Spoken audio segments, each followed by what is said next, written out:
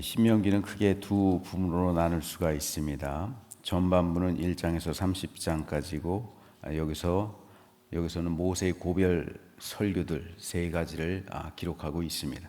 그리고 후반부인 31절에서 34장은 모세의 유언과 죽음에 대해서 기록하고 있습니다. 오늘 우리가 읽은 31장부터 마지막 34장까지는 후반부에 해당합니다.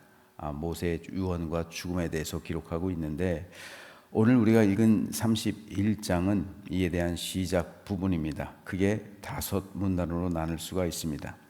1절에서 8절은 가나안 정복 전쟁의 수행과 관련한 모세의 유훈적인 격려를, 9절에서 13절은 율법서의 기록과 전수 및 면제년의 초막절 시 율법 낭독 명령을 기록하고 있고요. 14절에서 23절은 이스라엘의 배교와 심판 예언을 담은 증거의 노래 선포 및 여호수아의 지도자직의 신적 위임을, 그리고 24절에서 29절은 율법체의 언약궤 보관 명령 및 모세의 경고성 예언을, 여기서 율법책을 언약궤 곁에 두라 명령하죠. 하지만 이스라엘 백성들이 그 명령에 따르지 않고 결국은 타락하잖아요.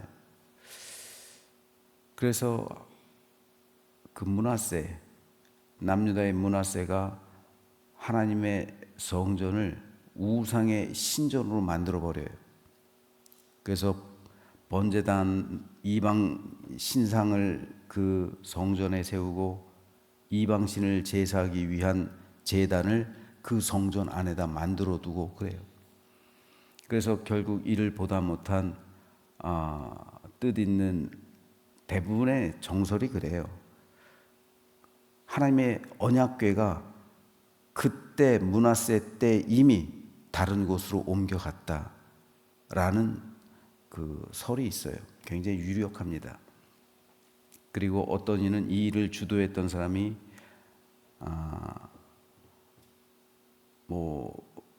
제사장 그룹에서 있었겠죠. 그런데 그 제사장 그룹 중에서 신실한 사람이 이 율법책을 어디에다 숨기냐면은 헌금함 뒤에다 숨겨요. 헌금함이 뭡니까? 헌금함은 하나님께 헌금을 이스라엘 백성들이 나와서 드리는 거잖아요. 그리고 헌금함이 가득 차면은 그 헌금함을 움직여가지고 헌금을 쏟아내죠. 그런데 제사 드리지 않으니까 헌금을 드릴 일이 없죠. 굉장히 지혜로운 사람이에요. 그래서 오늘 이 모세가 율법책을 기록하라고 말하잖아요. 그리고 이것을 그 언약궤 옆에다 두라고 말하잖아요. 그런데 이 율법책을 헌금함 뒤에다 뒀어요. 왜냐하면은 이 므낫세부터 하나님께 제사를 드리지 않아요. 예배를 드리지 않아요. 그러니까 헌금할 일이 없어요. 무려 70년이 지나요, 이렇게. 그리고 그의 손자 요시야 때 드디어 성전을 소재하죠. 성전을 소재하고 그리고 하나님께 제사를 드리기 시작해요. 그리고 하나님께 헌금을 하기 시작해요. 그리고 꽉 찼을 때 헌금함을 움직입니다. 헌금을 꺼내야 되니까. 그때 발견된 책이 바로 이 율법책이에요. 그러니까 이 조상이 얼마나 지혜롭습니까? 굉장히 지혜로운 사람이죠. 언젠가 하나님을 예배할 때가 올 거다.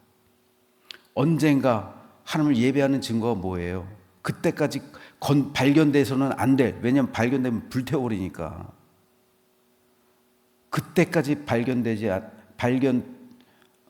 않도록 꽁꽁 싸매서 잘 숨겨놓은, 그래서 헌금함 뒤에 놨고 드디어 하나님께 제사를 드리고 예배를 하고 헌금을 드리고 드디어 이 헌금함이 움직여졌을 때 이걸 발견한 거예요. 그래서 요시야에게 가져온 거예요. 대제사장 hil기야가. 그리고 그걸 읽어봐라. 읽었을 때 요시야가 자기 옷을 찢어버리는 거예요. 마음을 찢고 대대적인 종교개혁을 가능하게 한 것이 바로 이 율법책이에요. 우리가 왜 이렇게 됐나 한번 보자. 이 모세 이 율법책 신명기입니다. 이 율법책을 발견하고 그 내용을 읽으니까 우리 민족이 왜 이렇게 됐는지 이제야 알게 된 거예요. 이 신명기 책이. 그러니까 이게 얼마나 중요한 책입니까? 모세의 그 유언을 기록하고 있고요. 그리고 모세의 마지막 고별 설교들. 그래서 요시아가 자기 마음을 찢고 대대적인 종교개혁을 일으킨 거예요. 그 힘과 원동력이 된 게 바로 오늘 우리가 읽은 그 신명기 내용, 그리고 모세가 이거를 기록해서 반드시 언약궤 곁에 두어라 라고 명령한 여기, 이겁니다. 그리고 30절 말씀은 모세 증거 노래 표제고요. 내일 이제 그 모세 노래에 대해서 살펴볼 텐데요. 오늘은 이 가운데서 모세 죽음에 대해서 말씀하시는 14절에서 16절 말씀에 대해서 잠깐 살펴보려고 합니다. 여호와께서 모세에게 이르시되 네가 죽을 기한이 가까웠으니 여호수아를 불러서 함께 회막으로 나오라. 내가 그에게 명령을 내리리라. 모세와 여호수아가 나아가서 회막에 서니 여호와께서 구름 기둥 가운데에서 장막에 나타나시고 구름 기둥은 장막문 위에 머물러 있더라. 또 여호와께서 모세에게 이르시되 너는 네 조상과 함께 누리언니와 이 백성은 그 땅으로 들어가 음란히 그 땅의 이방 신들을 따르며 일어날 것이요 나를 버리고 내가 그들과 맺은 언약을 어길 것이라. 여기서 하나님은 모세를 불러서 두 가지 중요한 말씀을 하세요. 첫째로 모세가 죽을 날이 가까이 왔다 라는 말씀이고, 둘째는 네가 이제까지 인도했던 백성이 가나안 땅에 들어가서 음란히 그 땅의 이방 신들을 따르게 될 것이고 하나님을 버리게 될 것이다. 그리고 하나님과 맺은 언약을 파기할 것이다. 어기게 될 것이다 라는 말씀입니다. 하나님의 이 두 가지 말씀은 모세에겐 충격적일 수밖에 없어요. 왜냐하면 세상 누구도 이건 두 가지를 부정하고 있는 거예요. 첫째로는 모세의 생에 대한 의지예요. 여러분, 세상 누구도 곧 죽게 된다는 말을 들을 땐 상심할 수밖에 없어요. 여러분, 의사한테 그 말을 듣는다고 생각해 보세요. 의사한테 당신 곧 죽습니다. 이 말 듣는다고 생각해 보세요. 사형 선고잖아요. 모세도 사람입니다. 모세가 그때까지 눈이 흐려지지 않았다고 그랬어요. 모세에게도 삶에 대한 애착이 있고 가나안 땅에 들어가고 싶은 열망도 있었습니다. 그래서 모세는 하나님께 그 땅에 들어가게 해달라고 간구했던 거죠. 하지만 하나님은 그 청을 거절하신 거예요. 그리고 둘째로, 두 번째 거절은 뭐냐면요, 하나님은 모세에게 네가 지금까지 인도했던 이 백성이 가나안 땅에 들어와서 우상 숭배하게 될 거고 나를 버릴 것이다. 그리고 너를 통해 맺었던 그 언약을 어길 것이다. 그 언약에 파기가 있을 것이다. 이 말씀을 주신 거예요. 왜 하나님께서는 모세가 죽는 마당에 모세가 몰라도 될 이 말씀까지 말씀하셨을까요? 하나님의 말씀대로 모세는 가나안 땅에 들어가지 못하고 요단강 건너가지 못하고 느보산에 올라가서 죽잖아요. 느보산인지 비스가산인지 어딘지 모르지만 그 산 어딘가에 묻혀 있잖아요. 그래서 모세 무덤도 아는 자가 없고 어디에 있는지 모르잖아요. 그러면 잊혀지는 존재인데, 그러면 죽으면 되는데 좋은 추억만 갖고 죽게 하지, 왜 하나님께서는 모세에게 굳이 알리지 않아도 되실 너를 통해 맺은 언약, 이 백성 다 어기게 될 거야. 그리고 이 백성 그 계약 다 파기할 거야. 왜 이 말씀까지 하셨을까요? 이것은 모세의 사역에 대한 부정당한 그 느낌 아닐까요? 모세가 40평생 동안 80부터 120세까지 40년 동안 진짜 가슴 고생하면서 이 백성을 이제까지 인도해 냈잖아요. 그 모든 것을 부정해버리는 것 아닐까요? 너의 여태까지 노력 헛수고였다라고 말씀하시는 그런 기분 아닐까요? 모세로서는 자기 사역이 부정당하는 그런 느낌 받지 않았을까요? 저는 오늘 이 말씀을 보면서 어제 설교를 준비하면서 이렇게 생각해 봤어요. 왜 하나님께서 굳이 이런 말씀까지 하셨을까? 모세가 죽는 건 기정사실인데 그러면 모세에게 수고했다. 참 착하고 충성된 종아. 그동안 고생 많았다. 그러니 얼른 내 곁에 와서 쉬어라. 이런 말씀을 하시면 좀 좋아요. 근데 네가 인도해낸 백성 타락할 거야. 그리고 나와의 관계 회복되지 못할 거야. 이 백성 너를 통해 맺은 언약 다 파기될 거야. 이 말씀. 한편으로 생각해 봅니다. 이것에 대한 부정이 있었기 때문에 모세는 모세가 될 수 있었을 것이다 라는 생각을 해봐요. 왜요? 그 어느 누구도 하나님 앞에서는 자기 공로와 업적을 내세울 수는 없는 거예요. 모세가 모세 될 수 있었던 것은 그 공로와 업적을 모세 자신이 인정하지 않았기 때문입니다. 그 공로와 업적을 자기 스스로 내세우는 순간 사람은 타락하는 거예요. 내가 이것을 한 것은 내가 하는 것이 아니라 하나님께서 하시는 것이죠. 하나님께서 행하셨기 때문에 오늘 내가 이 자리에 있을 수 있는 것이고, 하나님께서 행하셨기 때문에 오늘 이 나라 이 민족이 세워질 수 있는 것이고, 하나님께서 행하셨기 때문에 하나님께서 이 백성을 출애굽시키셔서 이곳까지 있게 하신 것이고, 하나님께서 행하셨기 때문에 하나님께서 가나안 땅에 이 백성을 들이시는 것이지 모세의 능력이 아니잖아요. 모세는 다만 도구일 뿐입니다. 그래서 하나님께서는 너는 다만 도구일 뿐이다 말씀하신 것 같아요. 그래서 너의 공로, 그리고 네가 이 민족을 이끌어낸 것처럼 생각하지 마라. 모세의 죽음 앞에서 가르쳐 주시는 것 같아요. 너의 공로를 주장하지 말아라. 이것은 네가 한 게 아니다. 내가 한 거지. 이 백성이 이후에 어떻게 되느냐고? 모세야, 착각하지 마라. 이 백성, 나와, 너를 통해 나와 맺은 그 계약 파기될 거다. 모세에게 말씀해 주시는 거예요. 어쩌면 우리에겐 이 과정과 이것이 필요할지도 모르겠어요. 저도 목회자로서 예를 들어서 제가 큰 교회를 이루게 된다고 한번 생각해 보세요. 네가 한 게 아니지. 하나님께서 하신 것이지.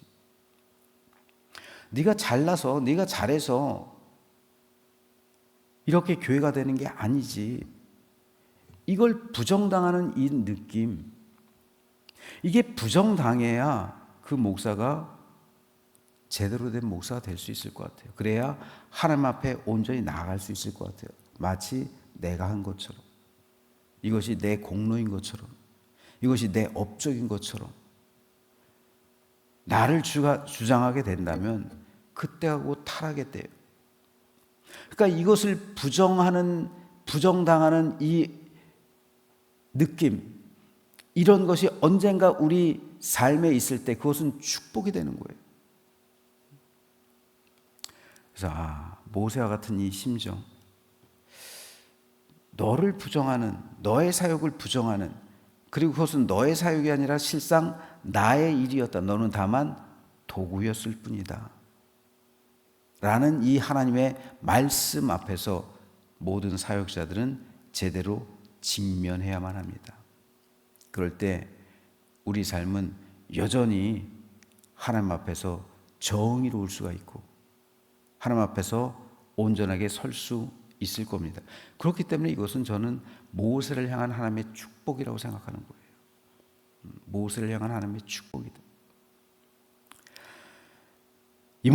하지만 인간적으로 볼 때는 이 모양으로든 저 모양으로든 모세는 상심할 수밖에 없었을 거예요. 일단 개인의 죽음, 그리고 자기의 업적이 부정당하는 이 말씀. 하지만 여기서 우리는 모세의 마음을 헤아리려 하기보다는 하나님의 말씀을 헤아려 보려고 한번 시도해 봐야 돼요. 왜 하나님은 굳이 이렇게 모세에게 말씀하셨을까? 인간적으로 볼 때는 잔인해 보일 정도로 하나님께서는 모세를 밟아버리시는 거예요. 부정하시는 거예요. 그래서 우리는 모세의 입장에 서기도 하는데 모세의 입장이 아니라 하나님의 입장에서 한번 생각해 봐야 돼. 왜 하나님께서는 모세에게 이렇게 말씀하셨을까? 하나님은 언제나 우리에게 제일 좋은 것을 주신다는데 아브라함 때나 지금이나 하나님의 변함없는 은혜는 하나님은 자녀된 우리에게 언제나 최선의 길로 예비하시고 최선의 길로 인도하시고 가장 선한 것을 좋아하신다는 이것은 변함이 없습니다. 우린 이 사실을 늘 마음에 새기고 살아가야죠. 따라서 하나님께서 모세에게 이 말씀을 하신 것도 사실상 모세를 향한 하나님의 최선이기 때문이에요. 제가 지난달에도 말씀드렸죠. 히스기야를 향한 하나님의 최선. 히스기야가 죽는 거예요. 그런데 히스기야의 기도와 간구로 15년 생명 연장받았을 때 어떻게 돼요? 바벨론에서 온 모든 사신들에게 모든 국가의 비밀을 다 밝혀요. 그리고 15년 동안의 생존 기간에 므낫세가 태어나요. 원래 히스기야는 자녀가 없었잖아요. 그래서 내 집을 정리하라. 너를 위해서 신앙이 좋은 사람을 내 친족 중에서 임명하라는 거잖아요. 그러면 유다는 탄탄대로의 길을 가요. 하지만 히스기야의 기도로 므낫세가 태어나고요. 바벨론이 쳐들어올 빌미를 마련해 주고요. 그래서 남유다가 멸망한 거잖아요. 하나님의 최선은 히스기야의 죽음이에요. 오늘 모세의 죽음에서 우리는 그걸 발견할 수가 있는 거예요. 히스기야의 최선은, 히스기야를 향한 하나님의 최선은 히스기야의 죽음. 근데 하나님의 최선이 아닌 그 차선. 그래서 히스기야가 살아났잖아요.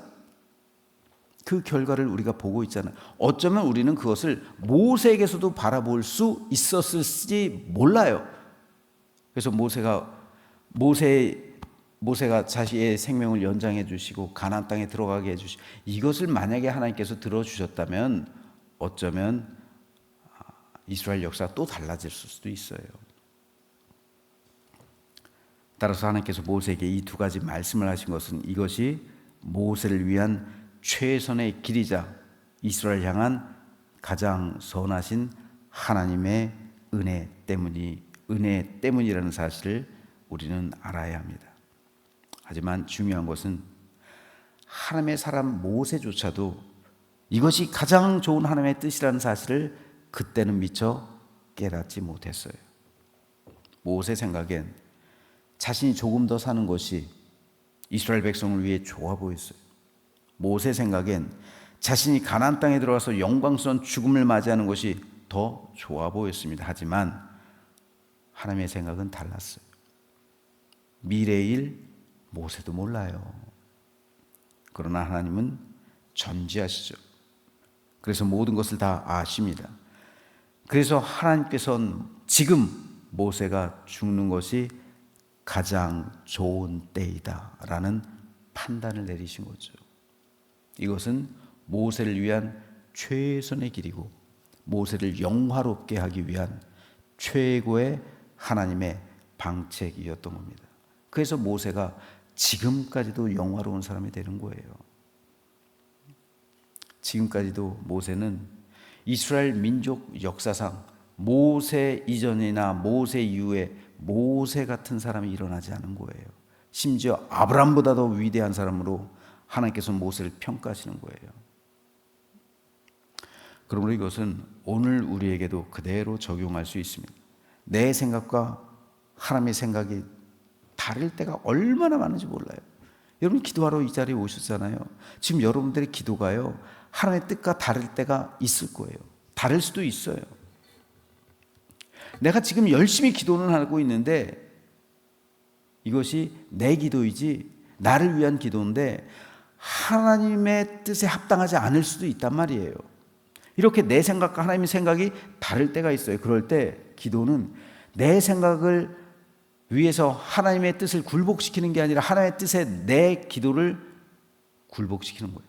내 생각을 굴복시키는 거예요. 그래서 하나님의 뜻이 나를 통해 이루어지게 해 주십시오. 이게 기도의 목적이에요. 이에 대해서 하나님께서는 이사야 선지자를 통해서 이렇게 말씀하십니다. 이는 내 생각이 너희 생각과 다르며 내 길은 너희 길과 다름이라. 여호와의 말씀이니라. 이는 하늘이 땅보다 높음 같이 내 길은 너희의 길보다 높으며 내 생각은 너희의 생각보다 높음이니라. 우리는 대부분 나의 유익을 기도합니다.